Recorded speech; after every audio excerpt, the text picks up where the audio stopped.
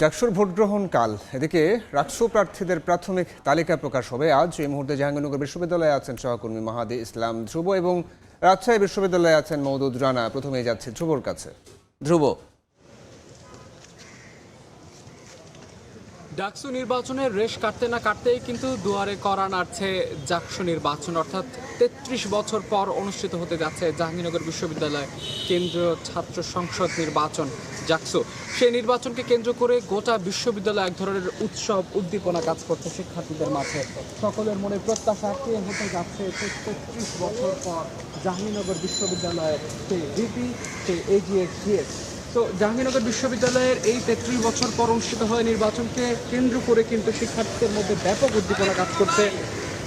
আগামীকালকে সকাল ৯টা থেকে এই ভোট গ্রহণ শুরু হবে, চলবে বিকেল ৫টা পর্যন্ত। শিক্ষার্থীরা তাদের স্ব হলে ভোট দিতে পারবেন।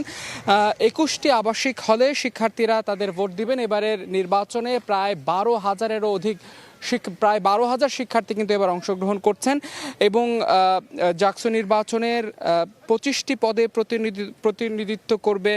প্রতিদ্বন্দ্বিতা করবেন ১৭৮ জন এবং হলের ১৫টি পদের জন্য এবং জাকসুর ২৫টি পদ অর্থাৎ এই ৪০টি পদে কিন্তু শিক্ষার্থীরা কালকে তাদের ভোট দিবেন। এবং আমরা যতটুকু জেনেছি যে ওয়েমার শিটেই শিক্ষার্থীরা তাদের এই ভোটাধিকারটা প্রয়োগ করবেন। এবং গতকালকে জাকসু নির্বাচনের ক্ষেত্রে আমরা যেটি দেখেছি যে পছন্দের প্রার্থীর নামের পাশে ক্রস চিহ্ন, কিন্তু সেটি জাহাঙ্গীরনগর বিশ্ববিদ্যালয় নির্বাচন অর্থাৎ জাকসু ইলেকশনে সেটি দিতে হবে টিক চিহ্ন।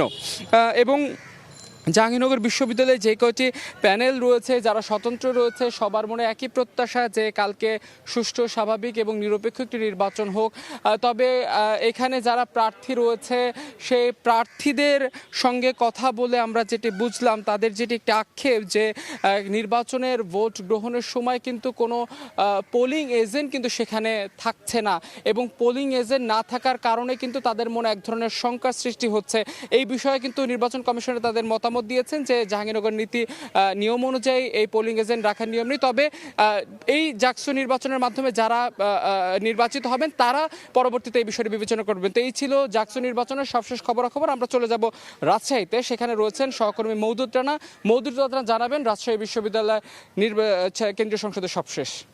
প্রার্থীরা যারা রয়েছেন তারা নিজস্ব ঘরনায় গোল হয়ে গল্প করছেন এবং তাদের যে গল্পের মূল বিষয়, তারা বলছেন যে ঢাকা বিশ্ববিদ্যালয় কেন্দ্রীয় ছাত্র সংসদ নির্বাচনের যে ফলাফল, তার প্রভাব রাজশাহী বিশ্ববিদ্যালয় কেন্দ্রীয় ছাত্র সংসদ নির্বাচনে পড়বে কিনা।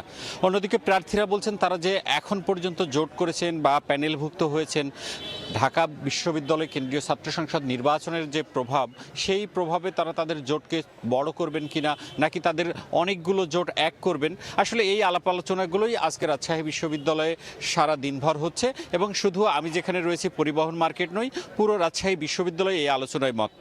অন্যদিকে আজকে রাজশাহী বিশ্ববিদ্যালয় কেন্দ্রীয় ছাত্র সংসদ, সিনেট ছাত্র প্রতিনিধি এবং হল সংসদ নির্বাচনের যারা প্রার্থী হয়েছেন, গত দুদিন সেই মনোনয়নপত্র যাচাই বাছাই হয়েছে এবং যাচাই বাছাই শেষে আজকে প্রাথমিক প্রার্থীর তালিকা প্রকাশ করার কথা এবং সেটি সকাল 10টার দিকে করার কথা ছিল। তবে এখন পর্যন্ত বিশ্ববিদ্যালয় প্রশাসন সেটি করতে পারেনি এবং 3টা পর্যন্ত আমরা যতটুকু জেনেছি এখন পর্যন্ত সেই কাজ শেষ হয়নি। রাজশাহী বিশ্ববিদ্যালয়ের যে রাকসু কেন্দ্রীয় ছাত্র সংসদ নির্বাচনের নির্বাচন কমিশনার রয়েছেন, তিনি জানিয়েছেন যে এখন পর্যন্ত হল সংসদের যে প্রার্থী তালিকা তারা হাতে পাননি। অন্যদিকে যাচাই বাছাই এখন পর্যন্ত শেষ হয়নি। তারা 5টা থেকে 6টার মধ্যে যে প্রার্থী তালিকা, সেটি তাদের ওয়েবসাইট এবং যে নোটিশ বোর্ড আছে সেখানে তারা টানিয়ে দেওয়ার ব্যবস্থা করবেন। অন্যদিকে আজকেও একটি প্যানেল তাদের পরিচিতি করেছে এবং সেই প্যানেলটি যারা সাবেক বৈষম্য বিরোধী ছাত্র আন্দোলনের সমন্বয়ক ছিল তারা আসলে ঘোষণা করেছেন এবং তারা বলছেন যে আধিপত্য বিরোধী ঐক্য তাদের, এবং এ নিয়ে সব মিলিয়ে 6টি প্যানেল প্রার্থীরা ঘোষণা করেছে। এই ছিল রাজশাহী বিশ্ববিদ্যালয় থেকে আমার কাছে সর্বশেষ।